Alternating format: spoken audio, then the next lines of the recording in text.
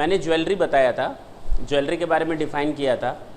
Jewellery includes ornaments and non ornaments, ठीक है ना।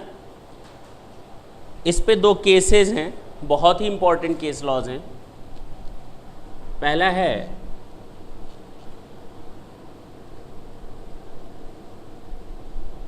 बनारसी लाल के कटारी का, सुप्रीम कोर्ट का केस है। दूसरा केस है महाराजा राणा हेमंत सिंह जी।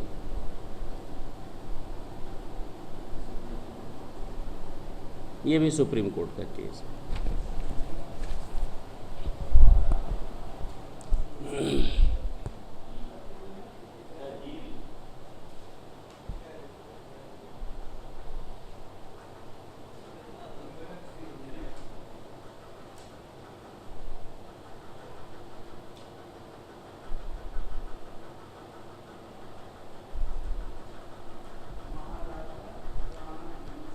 देखिए हुआ क्या था, दोनों नाम अजीब हैं, अच्छे भी हैं, याद करने में बड़े आसान हैं। एक गरीब तो एक अमीर, आया ना। हुआ क्या कि बनारसी लाल के कटारी का, मैं स्टोरी की तरह इसको बता रहा हूँ, बड़ा परेशान था अपनी लाइफ से। अब रियल में ऐसा नहीं था, बड़ा परेशान था अपनी लाइफ से। उसने सोचा चलो अपनी कब्र खोदते हैं। उसने कुदाल निकाली और घर के पीछे ही जा कर के कब्र बनानी शुरू कर दी। कब्र बनाते बनाते अचानक उसका फावड़ा किसी चीज़ से टकराया, आवाज़ आई टन। उसने निकाला तो बोरे से भरे हुए निकले सामान। और किस तरह के सामान थे? चांदी की थालियाँ, चांदी के कटोरे और चांदी के चम्मच। तब उसे याद आया कि हाँ, मेरे दादा परदादा कई सालों से हर त्योहार पर भगवान को चढ़ावा चढ़ाते थे, होता है ना। और हर साल वो चांदी के थाली और कटोरी पर भोग चढ़ाते, उसके बाद खाना खाते थे। ये ट्रेडिशन चला आ रहा था कई सालों से। बहुत खुशी मिली उसको, उसने उन सारी चीज़ों को सेल कर दिया। अब 40-50 किलो चांदी निकली और सेल किया, अच्छा खासा अमाउंट मिला। इनकम टैक्स वालों से रहा नहीं गया, उन्होंने नोटिस भेज दिया कि भाई आपने कैपिटल एसेट ट्रांसफ़र की। बिल्कुल सही बात है। इसके वकील ने दायर किया कि ना, ये कैपिटल एसेट नहीं है, ये पर्सनल इफेक्ट है। ये क्या है? पर्सनल इफेक्ट है। चांदी की थालियाँ, चांदी के चम्मच, चांदी के कटोरे, ये सब क्या है? पर्सनल इफेक्ट है, क्योंकि इसको हम पर्सनली यूज़ करते हैं। देवी देवताओं को भोग चढ़ाने के बाद उस पर खाना खाया जाता है। अब ये मैटर पहुंचा सुप्रीम कोर्ट तक। सुप्रीम कोर्ट ने बोला कि ये पर्सनल इफेक्ट है। जरूरी नहीं कि पर्सनल इफेक्ट होने का मतलब डेली डेली उसको यूज़ किया जाए। बात समझना, पहला अंतर। दूसरा कि जो चीज़ें हम लोग को मिली हैं या जो चीज़ें वो सेल किया है, वो थाली के फॉर्म में है, कटोरे के फॉर्म में है, चम्मच के फॉर्म में है। और चांदी की चीज़ें हैं, जाहिर सी बात है, ये ट्रेडिशन चलता है कई फैमिलीज़ में, कई लोगों में, कि चांदी की चीज़ों को भगवान को चढ़ावा देते हैं हर साल। तो हम इसको नकार नहीं सकते, ठीक। तो इसको क्या माना गया? पर्सनल इफेक्ट, और उस पर कोई टैक्स ट्रीटमेंट नहीं हुआ। अब ऐसा सुनना था किसका? ये केस किसके कानों तक पहुंचा? महाराजा राणा हेमंत सिंह जी ने सुना और उन्होंने खजाने के कपाट खोले और उसमें से बोरे भर भर करके सोने चांदी की गिन्नियाँ, सिक्के मार्केट में बेच दिए और वहाँ से पैसा लिया। इनकम टैक्स का नोटिस आया, इसने भी प्ली दायर की कोर्ट में कि भाई ये पर्सनल इफेक्ट है। ये क्या है? पर्सनल इफेक्ट है। हम लोग हर साल ये ट्रेडिशन चला रहा है कि भगवान को हम लोग चढ़ावा चढ़ाते हैं, सोने चांदी के सिक्के। तो कोर्ट ने कहा बेटा, इसका केस दूसरा था, तुम्हारा केस दूसरा है। इसके केस में थालियां और कटोरे थे। क्या थे? थालियां और कटोरे। और वो प्रूफ किया जा सकता है कि हाँ, वो पर्सनल इफेक्ट है। लेकिन चांदी और सोने की गिन्नियाँ जो सिक्के होते हैं उनको हम कैसे प्रूफ करेंगे कि इसका आपने पर्सनल यूज़ किया? कभी पर्सनल इफेक्ट होने के लिए जरूरी है कि आप उसका पर्सनल यूज़ करें, एक ही बार सही, 2 बार ही सही, डेली डेली ना सही, लेकिन यूज़ तो करें। इसको आप कैसे यूज़ करेंगे? पहली चीज़। दूसरी चीज़, आपके दादा परदादा राजा आदमी थे, महाराजा थे, उन्होंने लोगों से टैक्स वसूली की। क्या वसूल किया? टैक्स वसूल किया। सोने चांदी के सिक्के वसूल किए, उससे अपना खजाना बढ़ाया। ये पब्लिक प्रॉपर्टी है। इसको आप कैसे प्रूफ कर सकते हैं कि देवी देवताओं पर कौन सा चढ़ाया गया और आपका वसूला कौन सा गया है? बात समझ में आई?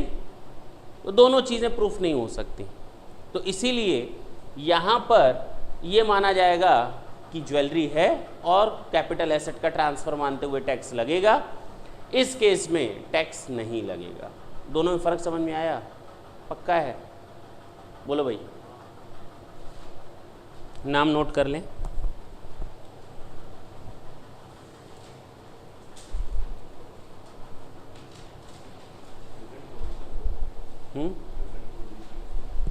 यही है।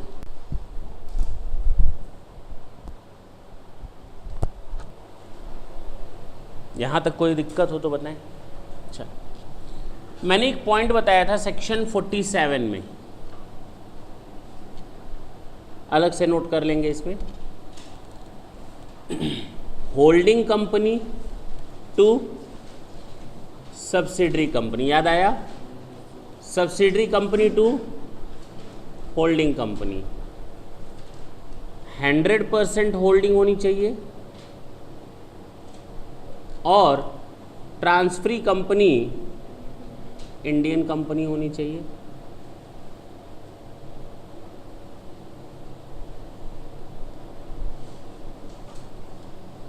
चलो, ये बात समझ में आई?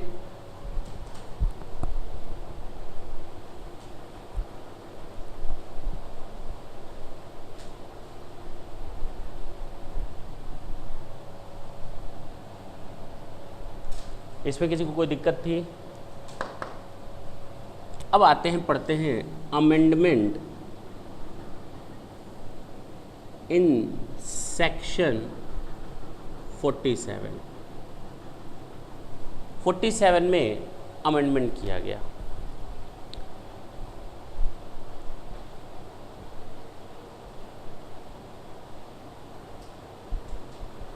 सेक्शन 47 में अमेंडमेंट हुआ।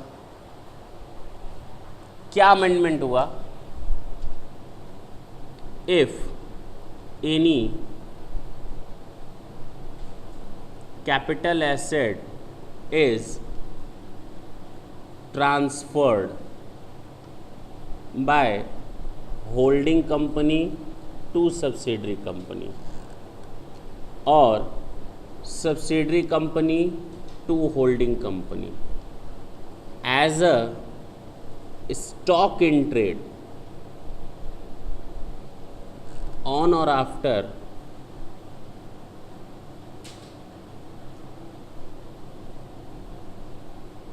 29th of February 1988, exemption under section 47 will not be available.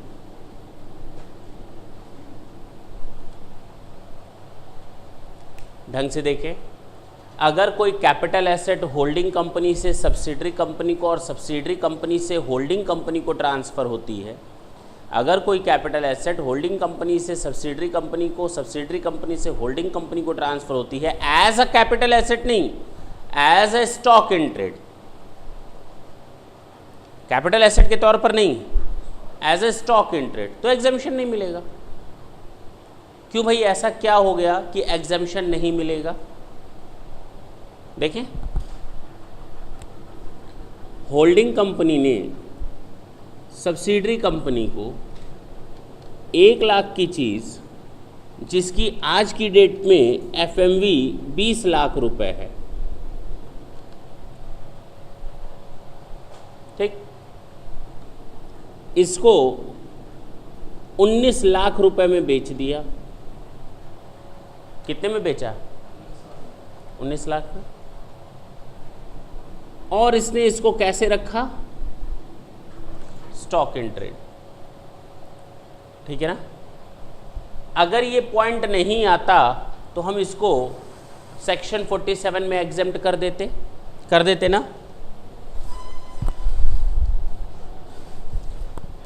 ये नीचे लिखवा देना और इसके 10 सेट निकलवा कर आओ। 10 क्या 12 15 सेट निकलवा। ये नीचे लिखवा देना, जैसे ये लिखा हुआ है कर देना, जैसे ये लिखा है उसी तरह ये नीचे लिखा रहता है।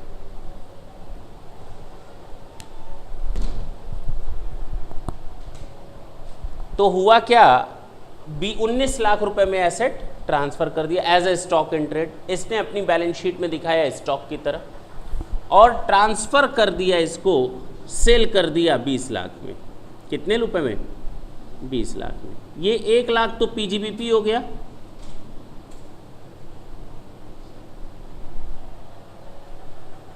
हाँ या ना? और ये जो ट्रांसफर था वो एग्जेम्प्ट हो गया।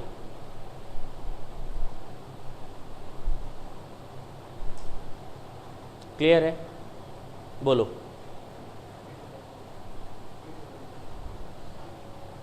एक लाख की चीज को उसने 19 लाख रुपए में इसको ट्रांसफर कर दिया।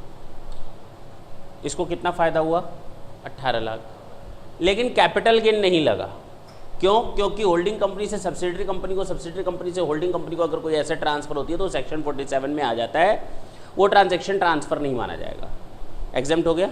कोई टैक्स लगा? नहीं लगा। इसने उसको स्टॉक इन ट्रेड की तरह दिखाया। अब कहोगे सर अगर ये एसेट स्टॉक इन ट्रेड की तरह नहीं दिखाई जाती, इसको अगर हम एसेट की तरह ही दिखाते और उसके बाद ट्रांसफर करते तो क्या कोई फर्क आता? बहुत फर्क आता। जब तुम लोगों ने डेप्रिसिएशन का टॉपिक पढ़ा था एक्चुअल कॉस्ट में, तो वहां याद करो एक्सप्लेनेशन में क्या पढ़ा था। एक्सप्लेनेशन नंबर 6 क्या पढ़ा था कि होल्डिंग टू सब्सिडरी, सब्सिडरी को होल्डिंग अगर कोई एसेट ट्रांसफर होती है और ये दोनों कंडीशन सेटिस्फाइड होती हैं तो जिसको एसेट मिलती है उसके लिए एक्चुअल कॉस्ट वही होगी जो इसकी डब्ल्यूडीवी होगी, हाँ या ना? तो जब इसने इसको एज अ एसेट रखा तो इसकी डब्ल्यूडीवी कितनी मानी जाएगी? और ये सेल कितने में कर रहा है तो टैक्स कितने पर लग जाएगा? तब तो कोई टैक्स इवेजन नहीं हुआ उस पॉइंट के आने से, हाँ या ना? लेकिन अगर ये एसेट की तरह न रख करके स्टॉक इन ट्रेड की तरह रखा तब तो वो पॉइंट नहीं एप्लीकेबल होगा। वो पॉइंट तो एप्लीकेबल हुआ ही नहीं क्योंकि डब्ल्यूडीवी लाने की जरूरत ही नहीं पड़ी। बोलो ना, डब्ल्यूडीवी प्रीवियस ओनर की लाने की जरूरत नहीं पड़ी। यहां पर वो सेक्शन डिफीट कर गया था। सेक्शन क्या कर गया था? डिफीट कर गया था। और उसी सेक्शन को इफेक्टिवली अप्लाई करने के लिए ये भी बोल दिया गया कि if any capital asset has been transferred from holding company to subsidy or subsidy to holding as a stock in trade then exemption under section 47 would not be available, हाँ या ना? अब क्लियर हुआ? पक्का ना? तो अब जब एग्जेम्पशन मिलेगा ही नहीं तो तुरंत इस पर टैक्स लग जाएगा। इसको टैक्स देना पड़ेगा 18 लाख पर, इसको टैक्स देना पड़ेगा पीजीबीपी 1 लाख पर। क्या दिक्कत है? बोलो ना। समझ में आई बात? ये सेक्शन 47 का अमेंडमेंट था।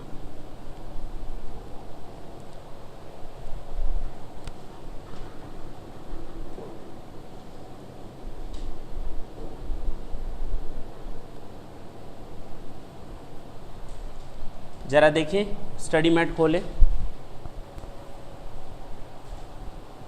पेज नंबर 4.183 और उसमें एक हेडिंग दी हुई है, जरा देखें, withdrawal of exemption under section 47A, है ना? 4.183 में देखें तो withdrawal of exemption under section 47A।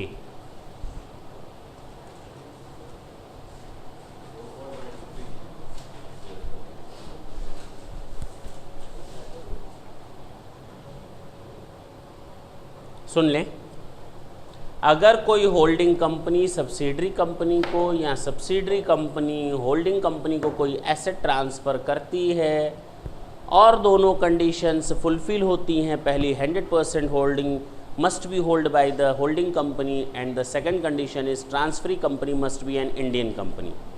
तो इस केस में बताया गया कि ऐसा एग्जेम्पशन विड्रॉ कर लिया जाएगा अगर आप इन दो में से कोई एक गलती करते हो, तो जो आपको बेनिफिट दिया गया था ओरिजिनल ट्रांसफ़र के समय मान लिया जाएगा कि आपको वो एग्जेम्पशन नहीं दिया जाना चाहिए था और आपके ऊपर वो सारे टैक्स ट्रीटमेंट एप्लीकेबल होंगे जो उस ट्रांसफ़र पर कैपिटल गेन के लगते। अब बात समझ में आई? आखिर वो कौन सी दो गलतियां हैं जिनमें से एक गलती हो जाने पर हमें ये एग्जेम्पशन नहीं मिलेगा, ये एग्जेम्पशन विदड्रॉ कर लिया जाएगा? पहली गलती क्या कि अगर आपने 8 साल के अंदर, कितने सालों के अंदर, जिस दिन ऐसा ट्रांजैक्शन हुआ था उसके बाद 8 साल के अंदर, उस साल के बाद 8 साल के अंदर नहीं, उस दिन के बाद 8 साल के अंदर अगर आपने ऐसी कैपिटल एसेट को स्टॉक इन ट्रेड में कन्वर्ट कर दिया तो ये गलती मान ली जाएगी। बोलो, आप इस कैपिटल एसेट को, अगर होल्डिंग कंपनी ने सब्सिडरी कंपनी को कैपिटल एसेट दी, अब सब्सिडरी कंपनी ने क्या किया, गवर्नमेंट को कहा देख देख देख मैंने तो कैपिटल एसेट ली, और जैसे ही गवर्नमेंट वापस गई तुरंत उसने उसको किस में कन्वर्ट कर दिया, स्टॉक इन ट्रेड में। गवर्नमेंट फिर मूर्ख बन गई। तो गवर्नमेंट ने कहा हम मूर्ख नहीं बनेंगे, हाँ या ना, इसको कोई इसके बेसिस पर हमें मूर्ख नहीं बना पाएगा कि as a stock in trade नहीं ट्रांसफ़र किया था, एज एन एसेट ट्रांसफ़र किया था, बाद में इस कंपनी ने इसको कन्वर्ट कर लिया था। अरे ऐसे कैसे कन्वर्ट कर लोगे? 8 साल तक आप कन्वर्ट नहीं कर सकते। अगर आप 8 साल के अंदर स्टॉक इन ट्रेड में कन्वर्ट कर देंगे तो ये मान लिया जाएगा कि आपने गलती की और टैक्स इवेजन आपका मेन पर्पस था। ठीक, पक्की बात? तो आपके ऊपर सारे टैक्स ट्रीटमेंट लगेंगे जो उस असेसमेंट ईयर में ट्रांसफ़र के लगते, जिस साल ऐसा ओरिजिनल ट्रांसफ़र हुआ था। किसके ऊपर? अगर होल्डिंग ने सब्सिडरी को ट्रांसफ़र किया है तो होल्डिंग के ऊपर, सब्सिडरी ने होल्डिंग को ट्रांसफ़र किया है तो सब्सिडरी के ऊपर। क्लियर? दूसरी गलती क्या है? दूसरी गलती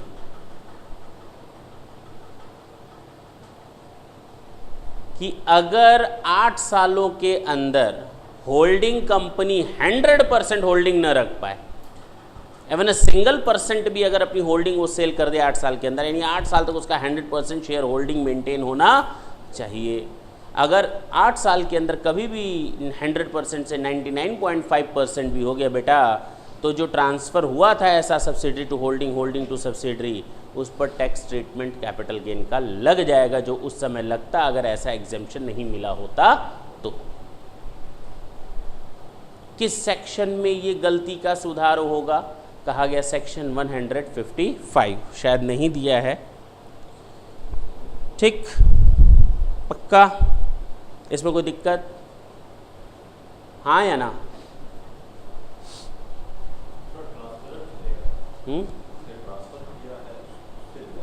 बिल्कुल, जिसने ट्रांसफ़र किया है उसी से टैक्स लिया जाएगा।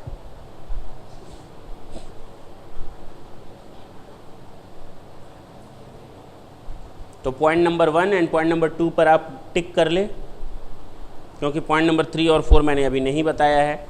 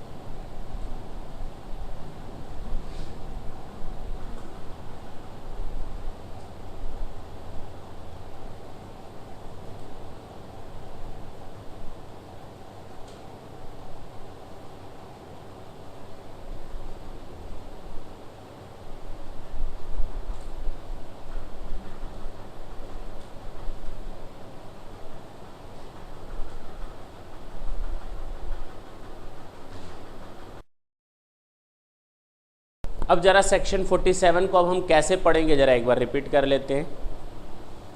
पहला पॉइंट बताया था, मैं शुरू के 5 पॉइंट ही बताऊंगा। पहला पॉइंट बताया था गिफ्ट और विल एग्जेम्पशन होता है, ट्रांसफ़र नहीं माना जाता। Partition of HUF.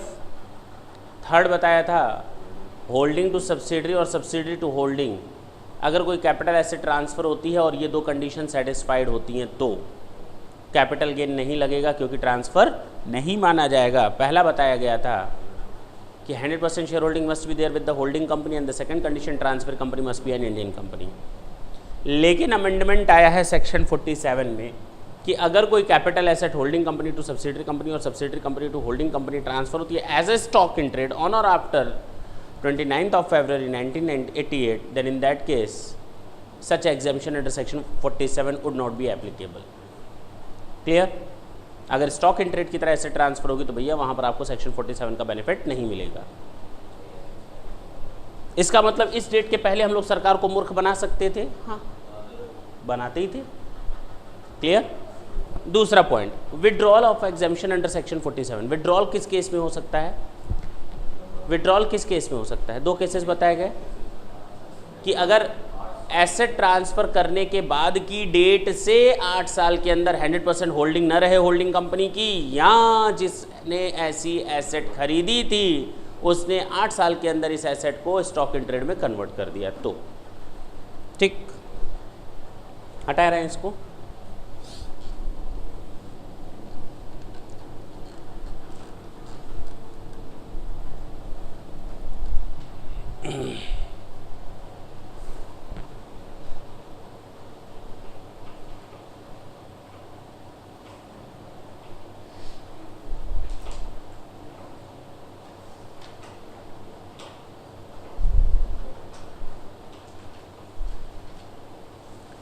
Page number आप निकालेंगे 4.185,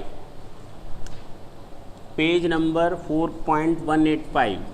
हम लोगों ने क्या क्या देख लिया? Section 45, section 214, section 247, section 47, amendment देख लिया सेक्शन 47 का, withdrawal of exemption section 47A देख लिया, हाँ या ना? बोलो ना। 48 देख लिया, first proviso, second proviso, third proviso and fifth proviso, और साथ ही साथ section 242A short term capital asset की डेफिनेशन देख ली। अभी तक कितनी चीज़ें देखी बस ना। अब कौन सा topic? Section 49।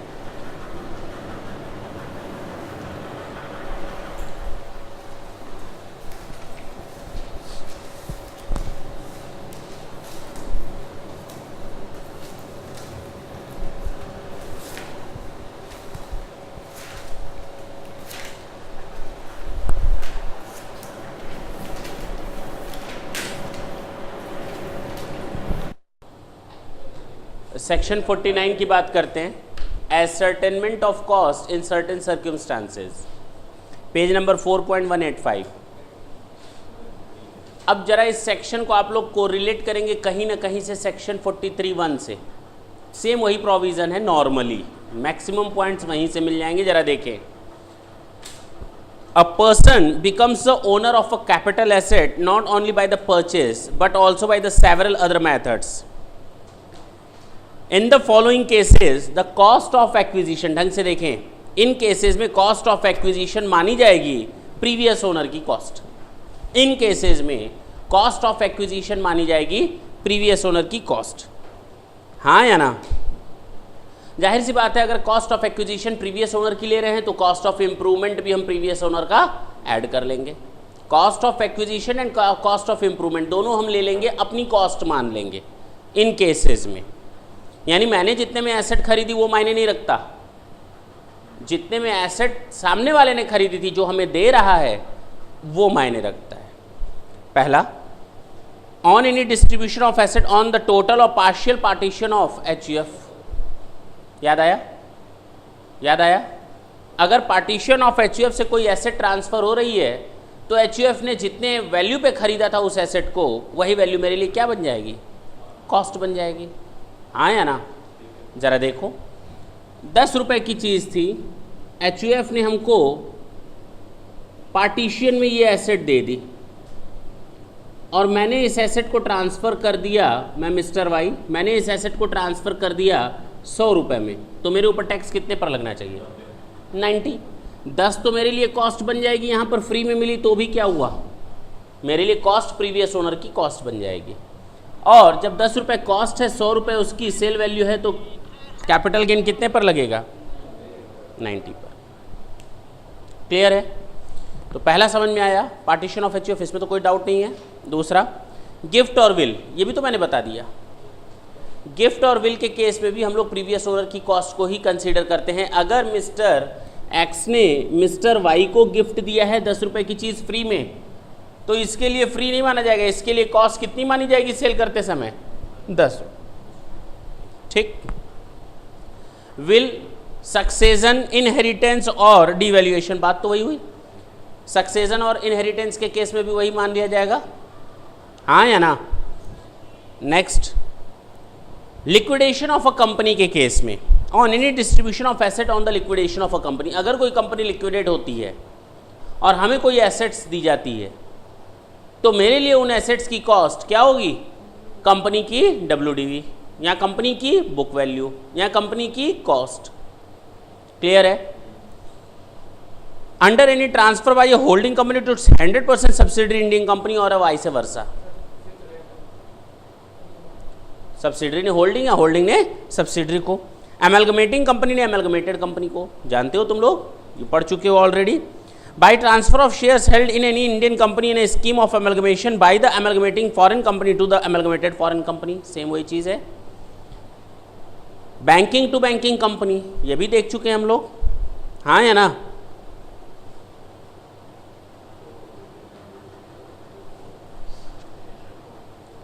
Conversion of a proprietorship concern या taken over by the company, देख चुके हो। इतनी चीज़ें बस तुम लोग को दिमाग में रखनी है कि इन केसेस में हम लोग प्रीवियस ओनर की कॉस्ट को अपनी कॉस्ट मान लेते हैं। गिफ्ट और will, partition of HUF, holding to subsidiary, subsidiary to holding, amalgamating to amalgamated company, foreign demerge to foreign resulting, foreign amalgamating to foreign amalgamated, banking to banking, और gift will के अलावा मैंने एक और लाइन जोड़ दी, succession और inheritance, liquidation of a company. Clear है? इन केसेस में हम प्रीवियस ओनर की कॉस्ट को ही करंट एसेसी की कॉस्ट मान लेते हैं। क्लियर? पक्का? बस इतनी ही चीज़ तुम लोग को दिमाग में रखनी है सेक्शन 49 में।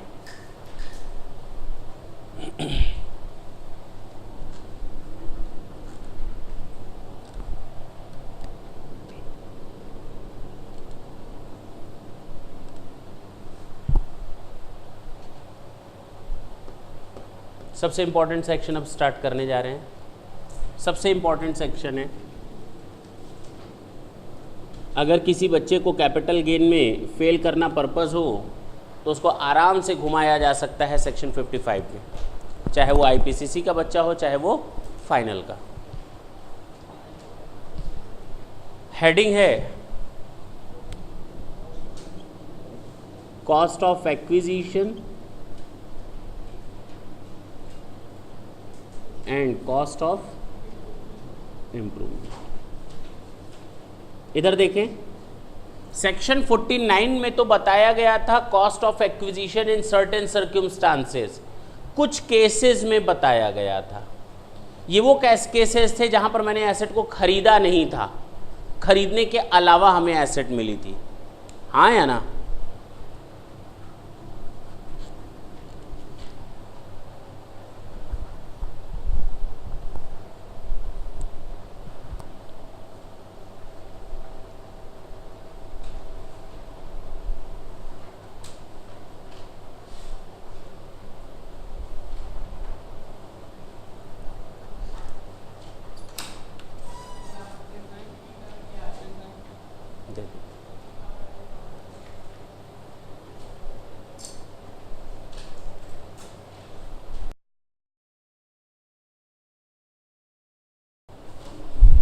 मोस्ट इंपॉर्टेंट सेक्शन है ये, cost of acquisition and cost of improvement.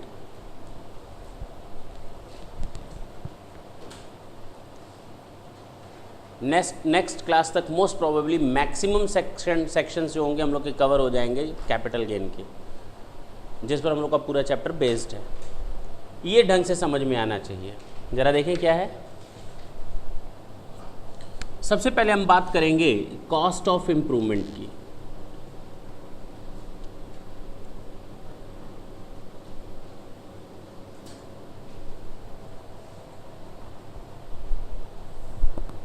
दो पार्ट पे बांट दो।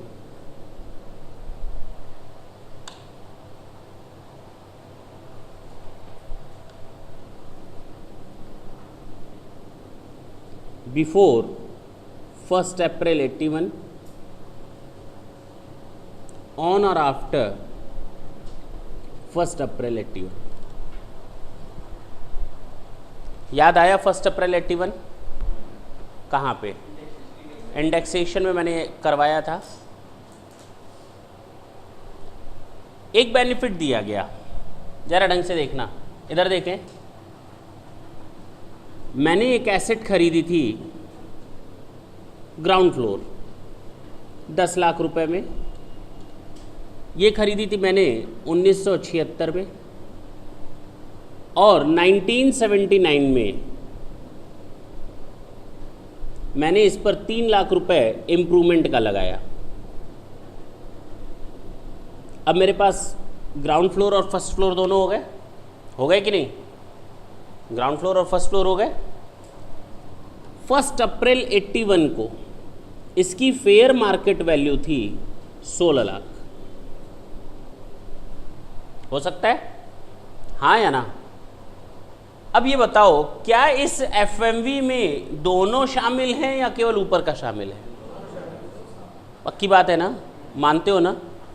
गवर्नमेंट ने कहा कि जब हम आपको इंडेक्सेशन इस डेट से दे रहे हैं, गवर्नमेंट ने कहा अगर हम आपको इंडेक्सेशन बेस ईयर तो आपका 81-82 है, बेस ईयर क्या है 81-82, तो आपके पास अब दो ऑप्शन हैं।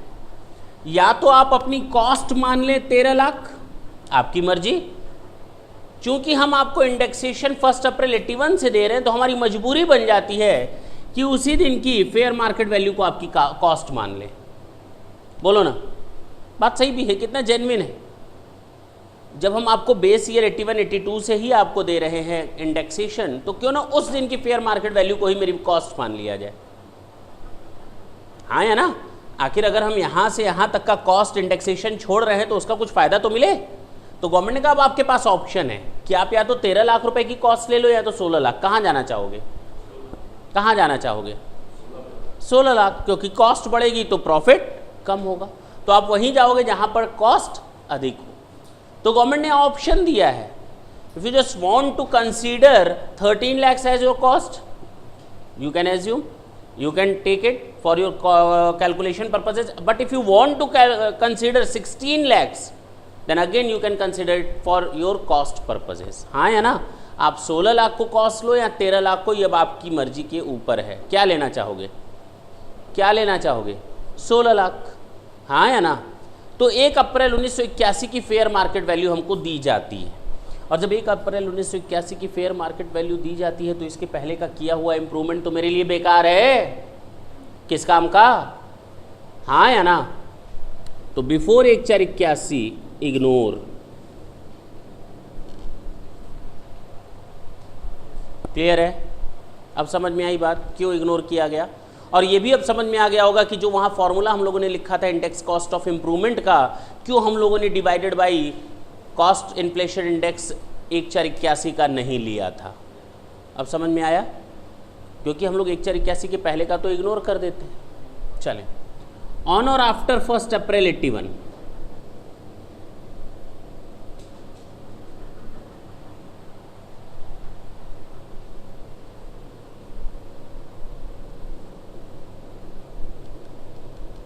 कंसीडर करते हैं। क्या करते हैं?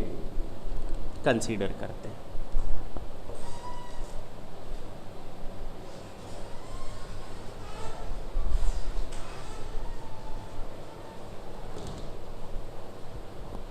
कंसीडर करते हैं। क्या करते हैं?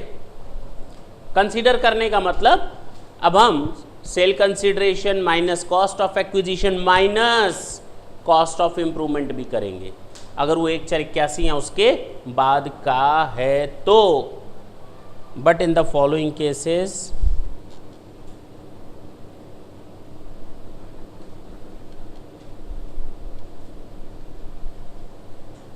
cost of improvement shall be taken to nil। आखिर वो कौन से केसेस हैं जब हम उसको नील ले लेते हैं? पहला, goodwill of a business,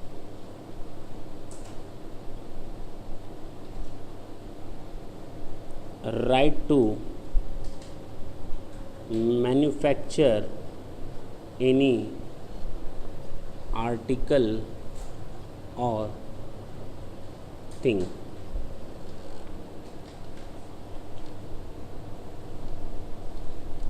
right to carry on any business।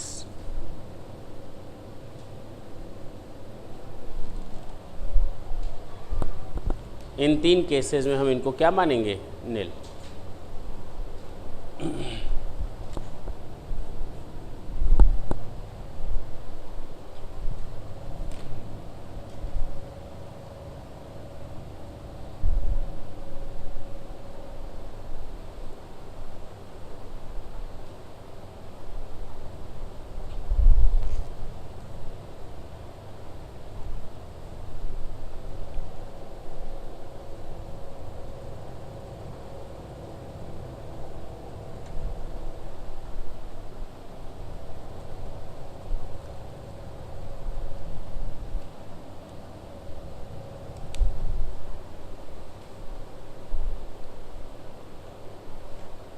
समझ में आया?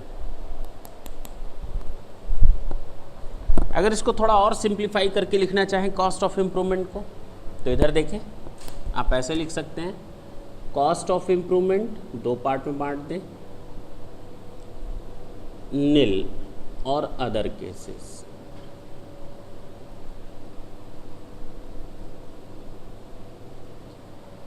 ठीक, पहला, right to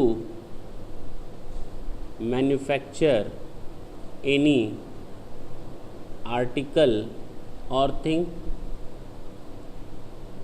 right to carry on any business, और तीसरा है गुडविल ऑफ अ बिजनेस। बोलो, ये नील माना जाएगा, हाँ या ना? बिफोर 1/481। That's it. समझ में आई बात? और other cases, consider if on or after 1 अप्रैल 81। यहाँ तो वैसे लिखें या तो ऐसे लिखें, जो अच्छा लगे आप लिख लें। ठीक, हटा रहे हैं।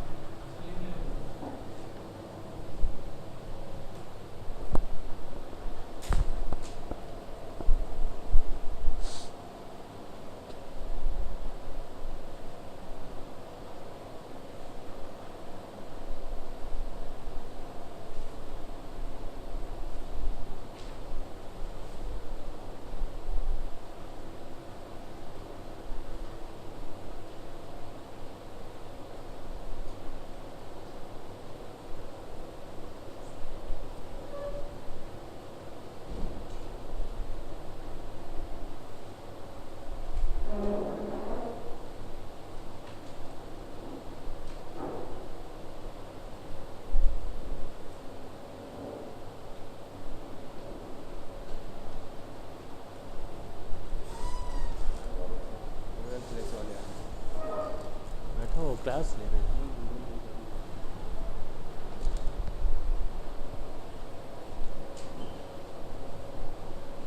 चलें, हटा रहे हैं इसको। अब हम लोग किसकी बात करेंगे? कॉस्ट ऑफ एक्विजिशन की। किसकी बात करेंगे? और अभी नोट न करें कॉपी में,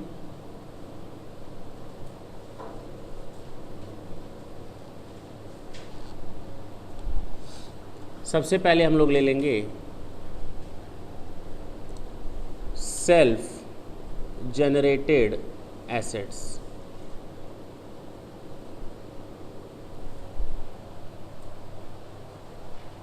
कोई फायदा नहीं मिलेगा। दूसरा, शेयर्स और सिक्योरिटीज।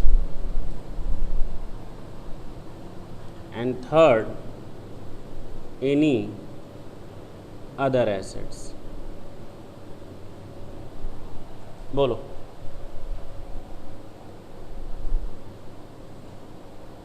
कौन कौन सी एसेट होती हैं सेल्फ जनरेटेड? पहला, गुडविल ऑफ अ बिजनेस। अब ये भी लिखवाया था ना, किसी भी बिजनेस की गुडविल सेल्फ जनरेटेड होती है, उसको खरीदा नहीं जा सकता। ठीक, वो टाइम पास होने से अपने आप बढ़ती जाती है। क्लियर है? उसकी कॉस्ट ऑफ एक्विजिशन देखते हैं, क्या लेंगे? Goodwill of a business, right to carry on any business,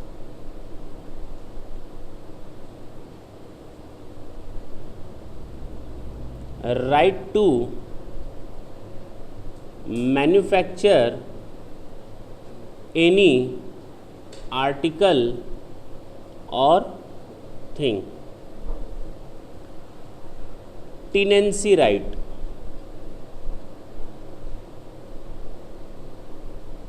route permit,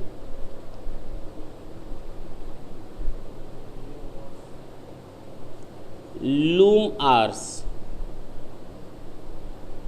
और ट्रेडमार्क और ब्रांड नेम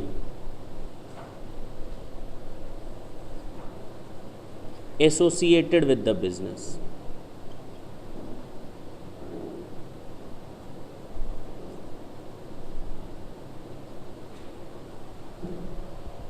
ठीक है ना? ये हमारी सेल्फ जनरेटेड एसेट्स हैं। क्या है ये? सेल्फ जनरेटेड एसेट्स हैं। क्या क्या हैं? Goodwill of a business, right to carry on any business, right to manufacture any article or thing, loom hours, route permit, tenancy right, trademark और brand name associated with the business. ये 7 चीज़ें हैं जो हमारी क्या मानी जाएंगी? Self generated assets. नाम से ही पता चल रहा है कि सेल्फ जनरेटेड है। अगर ये एसेट सेल्फ जनरेटेड है, मैंने खुद जनरेट की हैं, इसके लिए मैंने कुछ पे नहीं किया है, तो कॉस्ट ऑफ एक्विजिशन क्या माना जाएगा? नील। मैंने तुम्हारे बिजनेस को खरीदा, 10 लाख का बिजनेस मैंने 18 लाख में खरीदा, इसका मतलब 8 लाख तो मैंने गुडविल का दिया ना। तो यहाँ पर गुडविल एक्वायर्ड एसेट्स है। क्या है? एक्वायर्ड एसेट्स है। लेकिन तुम्हारे लिए तो कॉस्ट उसकी नील है, क्योंकि तुमने तो खुद पैदा की गुडविल। हाँ या ना? तो तुम दिखाओगे कि 18 लाख में बिजनेस गया, कॉस्ट उसकी 10 लाख थी, 8 लाख का फायदा तुम्हारे लिए। वो जो दिखाओ। मैं क्या दिखाऊंगा? मैंने तो गुडविल खरीदी, अब मैं वो 18 लाख का बिजनेस 25 लाख में बेच रहा हूं। बात समझना, वो 8 लाख की गुडविल मैं 15 लाख में बेच रहा हूं। तो 8 लाख तो मैंने खरीदा है ना, तो मेरे लिए कॉस्ट ऑफ एक्विजिशन क्या होगा? 8 lakh. If acquired, cost of acquisition, purchase cost. हाँ या ना? बोलो भाई। अगर एक्वायर्ड है तो परचेज कॉस्ट, अगर सेल्फ जनरेटेड है तो नील। क्या बुराई थी इसमें? क्या बुराई है? Right to carry on any business, मुझे किसी बिजनेस को कैरी ऑन करने का राइट मिला हुआ है। Right is an asset, right is a capital asset, क्योंकि वो उन 5 चीज़ों में नहीं आती। राइट क्या है? एक कैपिटल एसेट है, क्योंकि वो उन 5 चीज़ों में नहीं आती। कौन सी 5 चीज़ें? Agricultural land, personal effect, stock in trade, national defence gold bond और स्पेशल ब्यूरो। तो जाहिर सी बात है वो मेरे लिए कैपिटल एसेट है। हाँ या ना?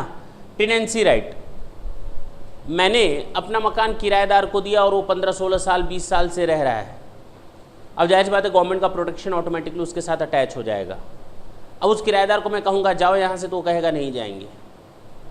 भैया ये लो 5 लाख रुपए, आप तो जाओ, दांत दिखाते हुए चला जाएगा। बताओ, किराएदार आज तक उसने 5 लाख रुपए किराया नहीं दिया, लेकिन 5 लाख रुपए हमारे घर का लेकर गया छोड़ने का। Because he has a right, उसके पास अधिकार है, और ये राइट उसने खरीदा नहीं, रहते रहते उसको मिल गया। इसको हम लोग कहते हैं टेनेंसी राइट। क्या कहते हैं? Tenancy right. तो उसने 5 लाख रुपए में अपना राइट बेचा, खरीदा कितने में था? 0। लेकिन जाते जाते उसने मुझे वो घर दे दिया या इसे वो घर दे दिया कि आज से तुम रहना इस घर पे, मैं चला जा रहा हूँ। तो उसने टेनेंसी राइट ट्रांसफ़र कर दिया। क्या कर दिया? ट्रांसफ़र कर दिया। तो जब ट्रांसफ़र किया, जितना लिया तो इसके लिए वो कॉस्ट बन गई। चलो, रूट परमिट, तुम लोग देखते हो कि जो गाड़ियाँ चलती हैं, ट्रक वगैरह, उस पर लिखा रहता है स्टेट परमिट, नेशनल परमिट लिखा रहता है ना, ऑल इंडिया परमिट। तो ये परमिट एक दिन में नहीं मिलता, एक साल में नहीं मिलता। ये उस गाड़ी के कोई एक्सीडेंट न होने के कारण उसको परमिट बढ़ाया जाता है। ठीक है ना? ये ऑटोमेटिक एक राइट मिलता है। पहले दिन से आपको नेशनल परमिट नहीं मिलेगा, वो धीरे धीरे मिलता है। अगर आपका बिजनेस ठीक चला, किसी का एक्सीडेंट नहीं हुआ, तो आपको नेशनल परमिट तक मिल जाता है। तो ये है नेशनल परमिट। ये रूट परमिट्स क्या होते हैं? ये भी हमारे पास एक राइट है, इसको हम सेल कर सकते हैं। लूम आवर्स मत पूछना अभी। ट्रेडमार्क और brand name associated with the business, ये क्या है? Thums Up. हाँ, ये ट्रेडमार्क बन गया है उसका। ऐसे कहीं लिखा हुआ दिखा हुआ मिल जाता तो क्या याद आता है? Thums up. हिंदुस्तान के लोग कहते हैं ठेंगा और अमेरिकन कहते हैं बेस्ट ऑफ लक। दोनों में फ़र्क है ना? फ़र्क है ना? लेकिन अगर नॉर्मली आ जाता है ऐसे तो क्या दिमाग में जाता है? Thums Up. दुकानदार के पास कहो ये देना, तो कहेगा ठेंगा नहीं, थम्स अप देना। तो ट्रेडमार्क और brand name associated with the business, बात समझ में आई? वो ट्रेडमार्क करोड़ों अरबों रुपए में बिकता है। क्लियर है? अगर सेल्फ जनरेटेड है तो नील, अगर खरीदा है तो कॉस्ट। क्लियर? अगर हम बात करें शेयर्स और सिक्योरिटीज़ की, किसकी? शेयर्स और सिक्योरिटीज़ की। या तो आपके पास ओरिजिनल शेयर्स होंगे, बोलो ना, या तो आपके पास राइट शेयर्स होंगे, बोलो, या तो आपके पास बोनस शेयर्स होंगे। नहीं, अगर आपके पास ओरिजिनल शेयर्स हैं और आपने इन शेयर्स को बिफोर 1/4/81 लिया है या ऑन और आफ्टर 1/4/81 लिया है, नहीं हो सकता, बोलो। तो कहा गया अगर 1/4/81 के पहले लेंगे तो मेरे पास 2 ऑप्शन है, या तो उसकी एक्चुअल कॉस्ट या 1/4/81 की फेयर मार्केट वैल्यू, जो दोनों में अधिक हो। तो कहा गया बिफोर 1/4/81 के केस में एक्चुअल कॉस्ट और FMV 1/4/81, जो दोनों में हायर हो, बोलो ना। अगर 1/4/81 के बाद लिया है या 1/4/81 को लिया है तो 1/4/81 की फेयर मार्केट वैल्यू लेने की कोई ज़रूरत नहीं है। तो यहां केवल लिख देंगे एक्चुअल कॉस्ट, बात खत्म। जितने में मैंने खरीदा है, कितना आसान था, नहीं? लेकिन अगर मैंने राइट शेयर्स लिए हैं, हमको राइट मिला, क्या मिला? राइट मिला कि आप हमारी कंपनी के ऑलरेडी शेयर होल्डर हो, तो हम आपको पहली प्रायोरिटी देते हैं, आप हमारी कंपनी के शेयर खरीदो। अगर हम बाहरी आदमी को ले आएंगे तो वो शेयर खरीदेगा, आपका डाइल्यूशन हो जाएगा पावर। अब तक आप 20% के मालिक थे कंपनी में, 15% के मालिक थे, अब बाहरी आएगा तो आपका डाइल्यूशन हो जाएगा, परसेंटेज कम हो जाएगा, कंपनी में होल्डिंग कम हो जाएगी। First priority we will given to you. That's why this is called right share. It doesn't mean at all that these shares will be acquired by me at free of cost. I have to pay the normal amount. जितना बाहरी आदमी company को पे करता मैं भी उतना ही पे करूंगा, या थोड़ा उससे कम मिल जाए तो अच्छी बात है, लेकिन कम नहीं मिलता। राइट शेयर का मतलब ये नहीं होता कि सामान हमको सस्ते में मिल जाएगा या कम दाम में मिल जाएगा। शेयर्स क्लियर है? सोनू, तो कहा गया राइट शेयर, या तो मैं उन राइट शेयर्स को अवेल कर लूं, अवेल करने यानी कि मैं खरीद लूं, मेरे पास ऑफर है, अच्छा कंपनी हमको ऑफर दे दे शेयर्स। देखो तो इसको कहते हैं उस ऑफर को अवेल करना। क्या करना? अवेल करना। अगर मैंने उस ऑफर को अवेल किया है और बिफोर 1/4/81 किया है, बोलो ना, या ऑन और आफ्टर कब 1/4/81। तो राइट शेयर के लिए तो नॉर्मल तो पेमेंट जाता है भाई, तो कहा गया इसके लिए एक्चुअल कॉस्ट या एफएमवी कब की 1/4/81, जो दोनों में कोई दिक्कत है क्या इसमें? कितना आसान था, नहीं? पक्का नॉर्मल था, कभी कभी जरूरी नहीं। अच्छा, ऑन और आफ्टर 1/4/81 है तो एक्चुअल कॉस्ट को ही ले लेंगे, बात खत्म। जरूरी नहीं कि मैं राइट शेयर्स को अवेल ही कर लूँ। मुझे राइट मिला, ये मेरा दोस्त है, मैंने इससे कहा देख मुझे इच्छा नहीं कर रही मैं उन शेयर्स को खरीदूँ, कंपनी कह रही है 15 रुपये दे दे 500 शेयर खरीद ले, तो अब मुझे 7,500 देना पड़ेगा। नहीं, मुझे नहीं समझ में आ रहा, अच्छी कंपनी है लेकिन मैं अभी पैसा नहीं फंसाना चाहता, बोल तू खरीदेगा? मैंने इससे बोला, इससे कहा बिल्कुल खरीदेंगे। तो 2 रुपया बेटा दे, हर एक शेयर का 2 रुपया मुझे दे, मैं अपना राइट दे रहा हूँ ना तुम्हें, राइट ट्रांसफ़र कर रहा हूँ ना, तो राइट ट्रांसफ़र कर रहा हूँ 2 रुपये के हिसाब से 500 शेयरों पर मुझे 1000 मिल गया। इसको हम कहते हैं रिनाउंसमेंट, इसको हम कहते हैं रिनाउंसमेंट। मुझे कहा जाएगा रिनाउंसर और इसको कहा जाएगा रिनाउंसी, मुझे कहा जाएगा रिनाउंसर और इसको कहा जाएगा रिनाउंसी। क्लियर है? तो अगर रिनाउंस कर दिया है तो क्या होगा? 2 चीज़ें होंगी, या तो रिनाउंसर के लिए देखा जाए क्या होगा और रिनाउंसी के लिए क्या होगा। पक्का, इसमें तो कोई डाउट नहीं है। बाउंसर बाउंसी, देखो ढंग से।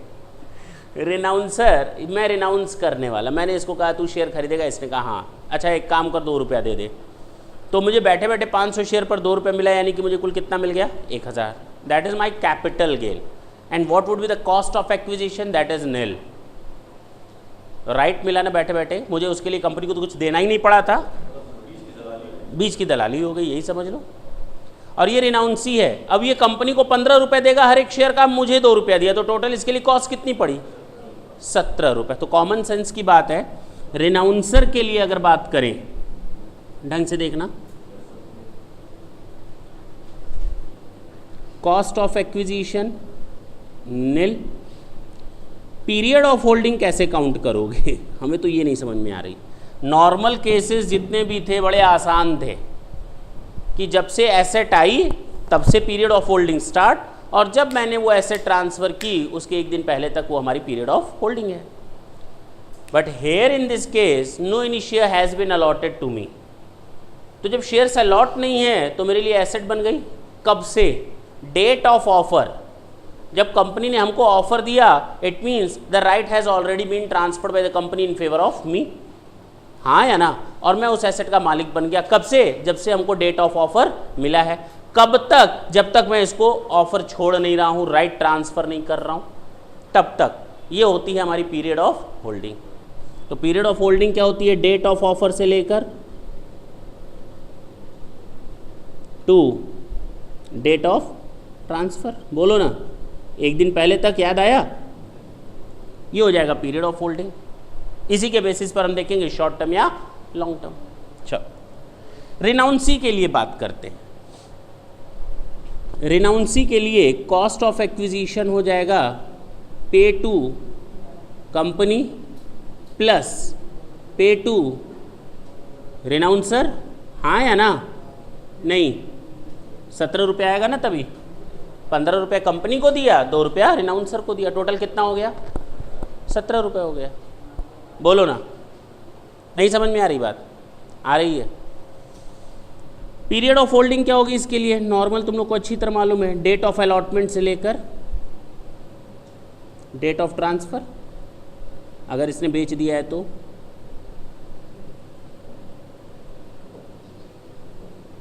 हो गया, ये नॉर्मल है।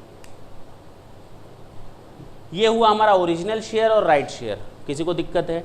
राइट शेयर में 2 चीज़ें देखेंगे, अवेल किया या नहीं किया। अवेल किया 1/4/81 के बाद या पहले, नहीं अवेल किया, रिनाउंस किया, क्या रिनाउंस कर दिया, तो रिनाउंसर के लिए क्या, रिनाउंसी के लिए क्या, बात खत्म। अच्छा, अब बोनस शेयर की बात करते हैं। किसकी बात करेंगे?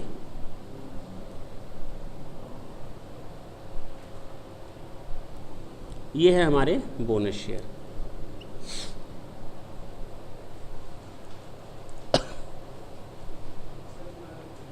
नहीं लिखे नहीं अभी।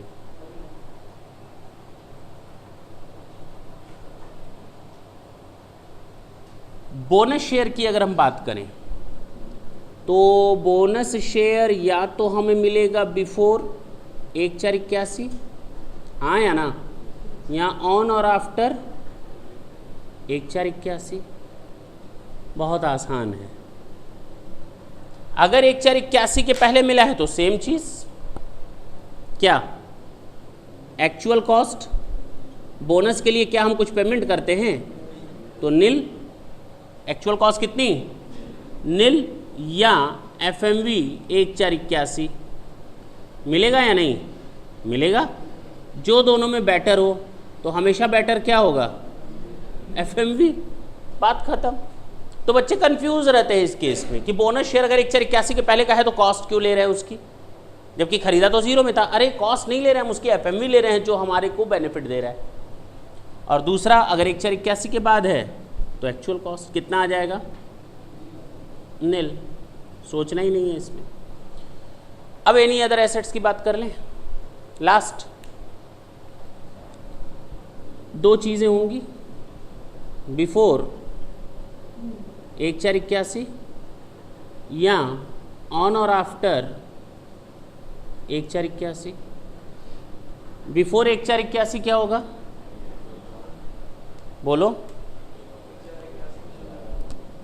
एक्चुअल कॉस्ट दिखेगा नहीं, एक्चुअल कॉस्ट या FMV कब का, 1/481 का, और इसमें एक्चुअल कॉस्ट। खत्म हो गया। आराम से नोट करें।